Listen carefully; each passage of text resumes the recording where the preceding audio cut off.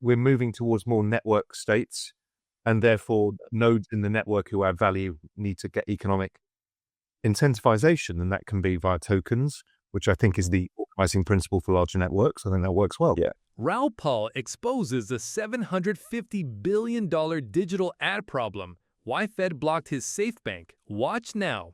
Advertising model for me is broken on many, many levels. One, it's purely extractive of our attention. Mm-hmm. And yes, in exchange, we get free services. Okay. But the power with which that attention is concentrated in the hands of a few corporations is simply staggering. You know, how much information Google has on us all is beyond anybody's comprehension. People, you know, are fighting like governments that we shouldn't give them our information. I'm like, you have no idea. My Google Nest knows which room I'm in at any stage, when I'm on holiday, what time I sleep. Your Roomba tells you exactly the dimensions of your house. I mean, it is unbelievable how much information they have. And how they monetize that is through advertising. Well, this is an inverse model to anything we've seen before. So retail drove the thing from start, which was fast. Yeah. And then the financial system, I've always said, and I've been saying for a decade, we can front run the institutions. And we had basically 10 years to front run them. Now they come. Regulations change. Yeah. They're coming, and they're coming in the financial sector first. So stable coins, it's a way of the US broadening its reach of the dollar, but it's also a way of financing the debt, which is a huge problem, still remains the biggest economic problem to date. And then on top of it, blockchain rails are just more efficient for settlement, instantaneous ownership. This decentralized ledger is extremely useful for the financial system. Things like NFTs work really well for things like derivatives, because those are just contracts and we can turn them into smart contracts.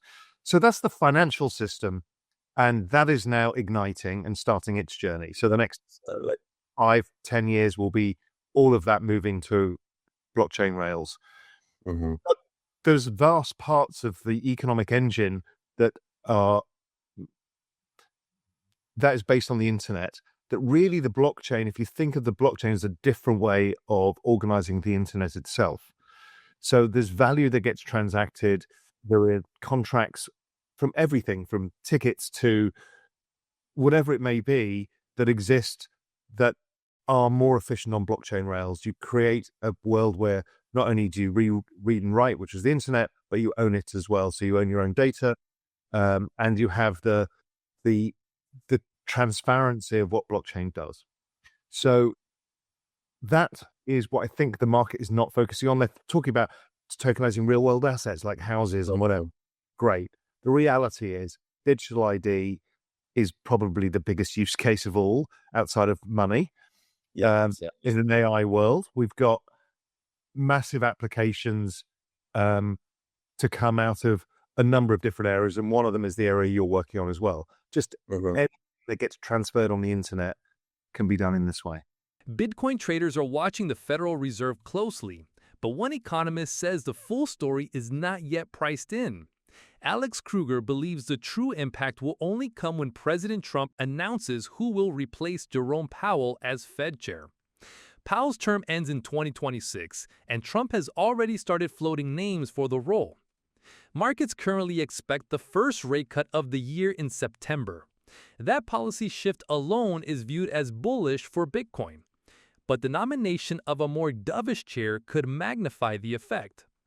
Kruger said he is confident that monetary policy will turn easier, and this will begin to reflect in Bitcoin prices once Trump makes his pick public.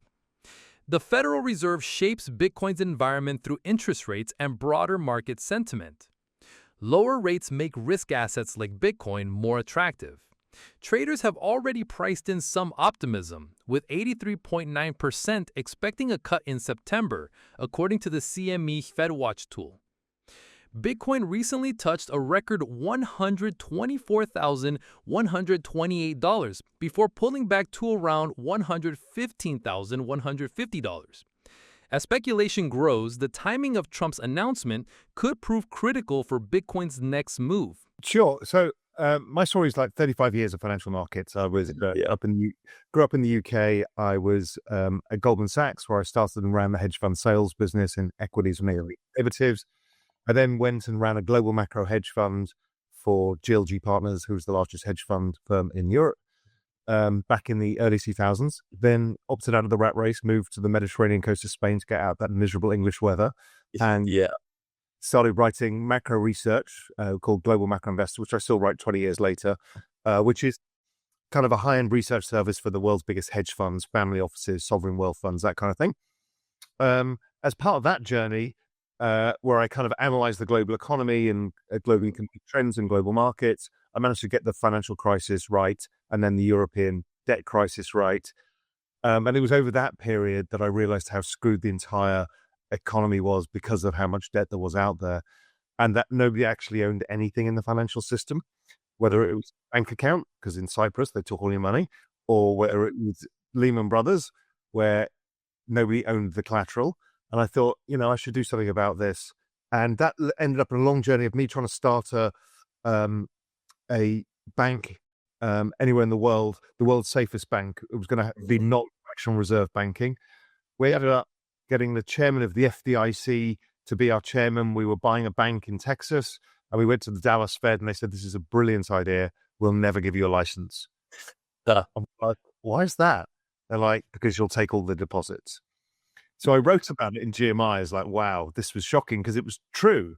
And somebody said, this was 2012, somebody said, well, you need to look at Bitcoin. So that started my crypto journey, where I realized that was the answer.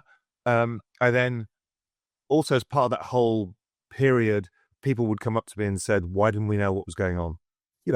Friends of parents, friends of friends, everyone lost money. Half my friends in Spain went bankrupt.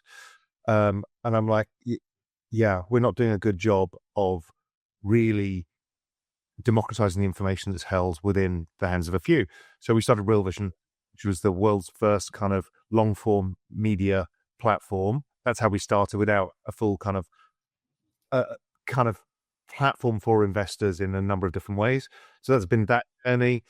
Also, I've got an asset management firm called Exponential Age Asset Management that invests in crypto hedge funds to try and capture the trend of what we're at $4 trillion market cap today in crypto. I think it goes 100 trillion.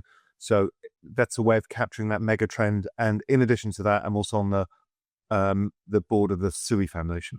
BlackRock has quietly become one of the largest Bitcoin holders in the world. Through its iShares Bitcoin Trust, launched in January 2024, the firm now controls more than 662,500 BTC. That equals over 3% of Bitcoin's total supply and represents about $72.4 billion at current prices.